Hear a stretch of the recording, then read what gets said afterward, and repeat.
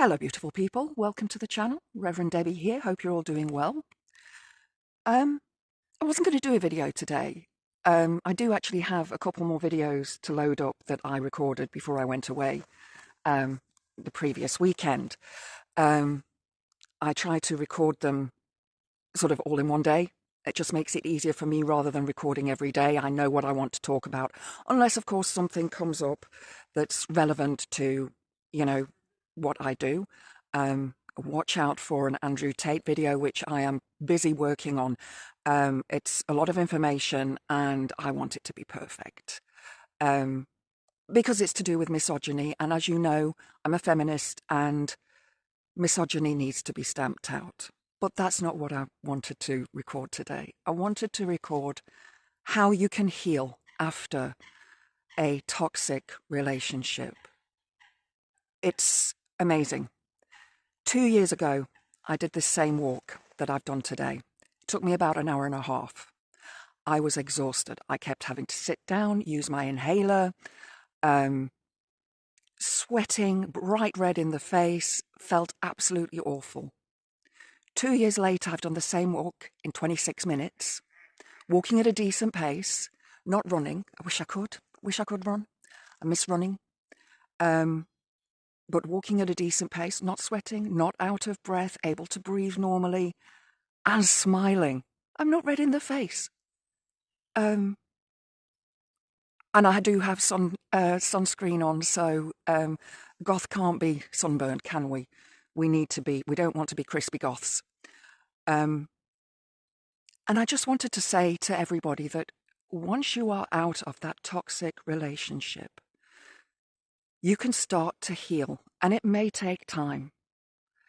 It's a healing process. It's a healing journey. You don't heal overnight from a toxic relationship. There's the grieving process that you have to go through, which covers all of the 7 grieving sort of states that you go through: the anger, the crying, the begging, the wondering what you did, all of those emotions play into the healing process. I was lucky that my mum helped me financially to see a private therapist, and that has pushed me into doing and studying a psychology degree. I've done the first module. I'll start the second module on the 28th of September. Well, the computer system opens on the 12th of September, and I've already read chapter 1. So I'll be hopefully getting a bit ahead because the essay is due on the 29th of October. On the 29th of October, I am going to an Adamant gig in Sheffield. And then on the 30th, I am going to a Halloween celebration in a special secret forest where I will be doing a ritual for everybody there. So I'm excited about that. I've got my outfit all ready to go. I've been choreographing my dance and working on my script that I'm going to be saying. It's the ritual words, and we can read them. I just heard an animal. Sounded like a big one. There are deer in this forest. I've seen them. And stags. I've lost my train of thought. Oh yes, my ritual. I will be doing that, hopefully without my Book of Shadows. Book of Shadows, for anybody who doesn't know, is a spell book and a ritual book, and I have several of them. But anyway, so I've been choreographing that and a dance that I'm going to be doing. I used to do belly dancing years ago, so I've included a little bit of that as well. You probably won't get to see it because it is a private function. But I just wanted to come on here and say that 2 years down the line, well, it's 2.5 years now, down the line from that awful situation that I was in, I'm a different person. I've lost a whole person. I have lost 35 kilograms. I have lost weight and my body feels amazing. So that's why I'm able to walk a distance that took me an hour and a half 2 years ago and took me 26 minutes today. And it's a gorgeous day. I just want to say it's a beautiful day. So don't give up on your healing journey. You know, seek the help that you need. And nature is one of the best healers of all. And you can come to a wood or a forest or even a park and cry and write and journal and meditate and do all those wonderful things that you didn't do for the last X amount of time that you were with a toxic person because they didn't want you to. Know that there is an end to the healing journey. Well, is it an end or is it just a continuation? I think it's a continuation because I think we constantly heal. I think we're able to heal constantly, and everything we do is a healing process. So take your time with it. Try not to rush things because we do want everything to happen immediately. We live in this world of instant gratification where we can buy whatever we want online. We can go online. We can talk to our friends. We can pick up a phone and dial people and ring people, and everything's immediate and straight away. But healing is not immediate. As any of you know who've got physical problems, healing takes a while. And sometimes you just have to learn to live with the condition and adjust your life accordingly. I've had to. I have COPD, and whereas 2 years ago I was doing this walk, which is about 8 kilometers, so it's not a massively far walk or long distance walk, and it's on trails, it's not on a road. But doing this just shows me how far I have come in my healing journey, and I know that you can too. I know that it's possible. I really do. I know. You know, I have bipolar disorder. I will be doing some videos on bipolar soon.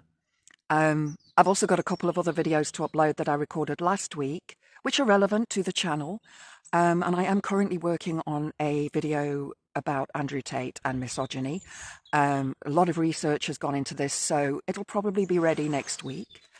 And I do want to do lives and live chats with people and discuss relationships, politics, situations, pretty much anything, witchcraft, tarot readings, things that you want to discuss, and answer questions if you have questions for me.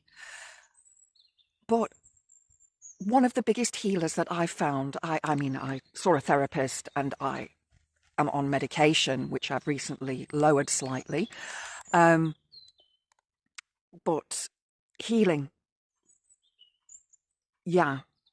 healing out in nature if you can. And I know it's difficult for people who live in big towns and cities and can't get out into nature.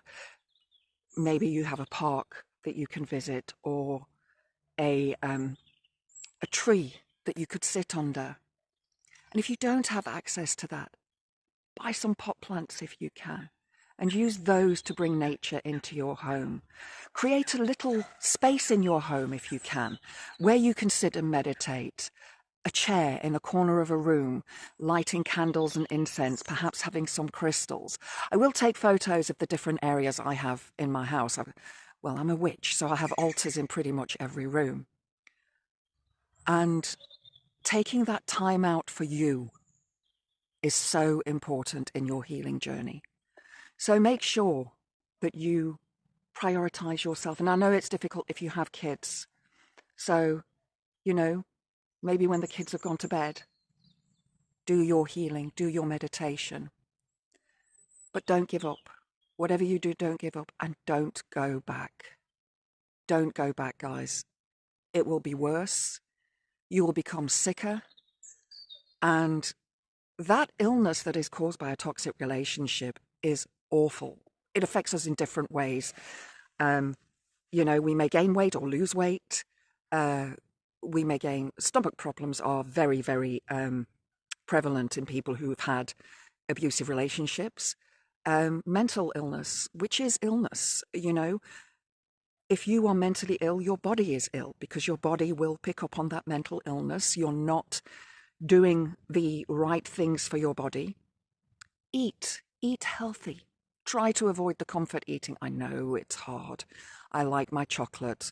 I mean, I've just had a couple of sandwiches for my lunch, cheese sandwiches with a couple of cherry tomatoes, and I've got an apple in my bag, and I've got two chocolate digestives as well, just because I can spoil myself. But it's all counted in my daily food intake. What I did was, people say to me, how have you lost weight? Counting calories. It's the only way you can do it. You know, I've done Weight Watchers and I lost 54 pounds. I lost a huge amount of weight when I did Weight Watchers.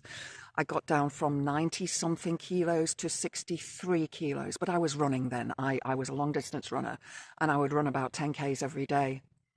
I miss those days. Can't do it anymore, unfortunately. I've got a herniated disc in my back, problems with my left hip, and I've got an injury on my right ankle, which has been there for a couple of years now. So taking time for you, have a bath or a shower. And when you bath or shower, visualize all that negative energy being washed down the plug hole. Treat yourself well. If you eat healthy, you'll be healthy. Drink plenty of water as well. I only have 2 cups of tea a day now, and I can't drink coffee anymore because of my stomach. But I drink probably about 2 litres of water, between 1.5 to 2 litres of water every day. And if you can't drink a lot of water, all you need to do is just take a little sip, hold it in your mouth, wash it around your mouth, and then swallow. It refreshes your mouth. And then, if you keep doing that, hopefully you'll be able to drink more water.